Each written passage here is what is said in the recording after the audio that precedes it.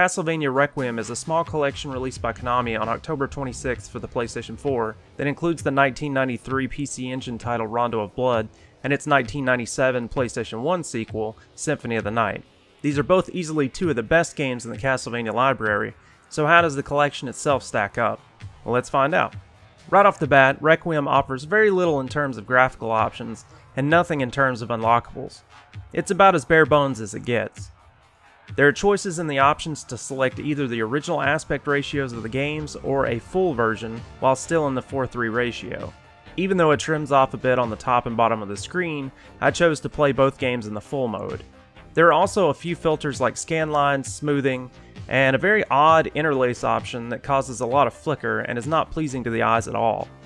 There are a few wallpapers that can be used to fill the screen's empty black space, but they aren't really anything special, and it would have looked much better if they just used borders instead. Even the game selection screen is only two simple wallpapers and some text. Now, I'm not asking for a bunch of flash, but this seems pretty lazy.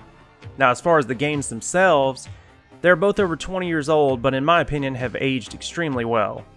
Previously, Rondo of Blood was only available on the PC Engine in Japan, a re-release on the PSP called the Dracula X Chronicles, and on the Wii's Virtual Console. This game was very expensive to get a hold of if you're looking for an original copy, and the consoles you can play it on aren't exactly cheap either. Symphony of the Night, on the other hand, is much cheaper. It is still pretty common to find on the PlayStation and can be purchased on the PSN store of the PlayStation 3, as well as on the Xbox 360. There was also a version on the Sega Saturn, but it's not so cheap. So how do they play? Well, the good news is that they still play very, very well.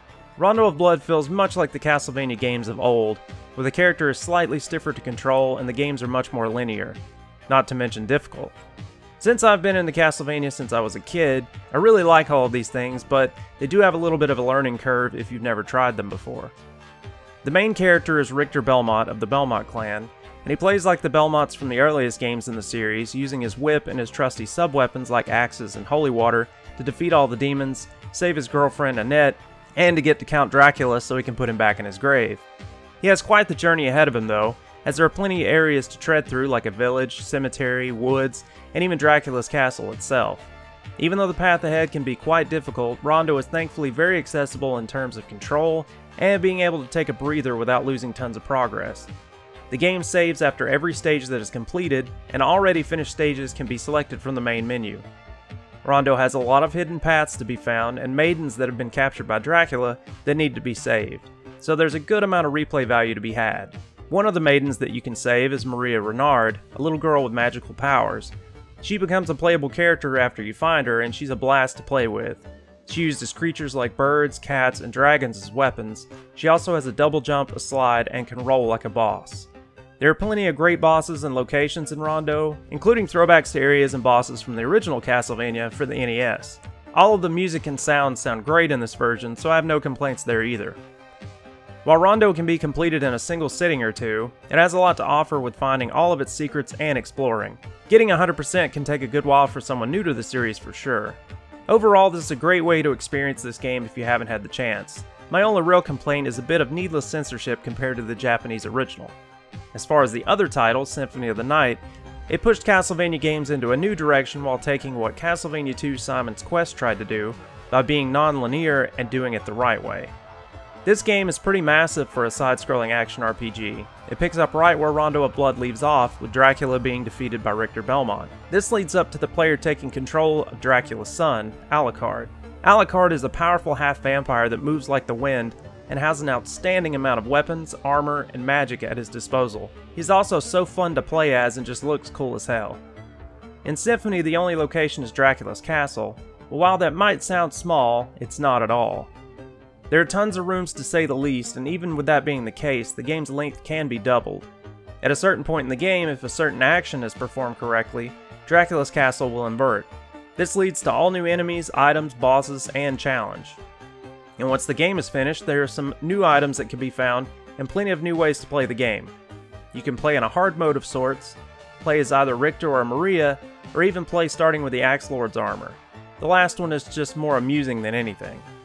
Being able to play as Maria was something that you could only previously do on the Sega Saturn or PSP versions of Symphony, so it's kind of a neat addition. The graphics are slightly improved over the original, with having any of the 3D rendered objects upscaled to a higher resolution. The result makes those things look a lot cleaner than before, and another improvement is the frame rate. The original didn't have too many issues with this, but a few things that cause massive dips have been improved. I really only remember having slowdown in one small section, but it was really minor and in no way a deal breaker. The control in Symphony of the Night is solid. Alucard plays how you would want every 2D game character to. His movement is fast and smooth, and the further the player progresses through the game, the more movement options will be available. He can eventually double jump, dive kick, leap super high distances, dash, and also turn into a wolf, bat, or a cloud of mist. Familiar cards can be collected, and they let Alucard have a companion on his journey. They each have different uses and come in the variety of 2 fairies, a ghost, a bat, a demon, and a sword. They can each level up and become more useful the higher their level is. Alucard also has the ability to level up, and gets more powerful each time he does. There are plenty of armor items to find that can boost his stats depending on what they are. Some of them are hidden away in rooms or even within the castle walls. Others are obtained from being dropped from creatures after they're destroyed. Alucard can cast spells as well at the cost of magic points. These range from draining the souls from enemies to refill his health, to being able to shoot flames from his cape. This game has a lot going on for sure, but it's never too overwhelming. The music for Symphony is phenomenal. I've been listening to this soundtrack for over 20 years and it still hasn't gotten old. The sound is the place where I have some complaints. All of the sounds themselves sound really good, but since this seems to be using the Dracula X Chronicles version of Symphony of the Night, they used the dialogue from that version and re-recorded the voice acting. While the English translation from Japanese was improved, it kinda ruined the cheesy lines and voice acting from the original. Also, a lot of the sounds that I found to be iconic with my nostalgia were no longer there. I just ended up selecting the Japanese voices instead. Not because the voice actors were bad, but they just weren't the same. However, first-time players wouldn't even know a change was made here. So would I recommend Castlevania Requiem? Well, it really depends. If you've never played these titles and you want a cheap way to enjoy them, then I would say this is a must-buy. These games shouldn't be missed. However, if you're like me and have bought both of these games several times over the last 20 years, the only real reason to own this is having both games in the same place, or added trophy support. Now I will admit, the trophies are well thought out on the Symphony of the Night side, and they've been a lot of fun to obtain. The bottom line is that the games are wonderful, but the lazy showcase with no galleries, history, making of, or interviews, and really bland menus just kinda makes it seem like a lazy cash grab because of the popularity of the Netflix Castlevania series. Either way, if you haven't played these games, then grab this for sure. And if you like side-scrolling action games, then you should have a blast.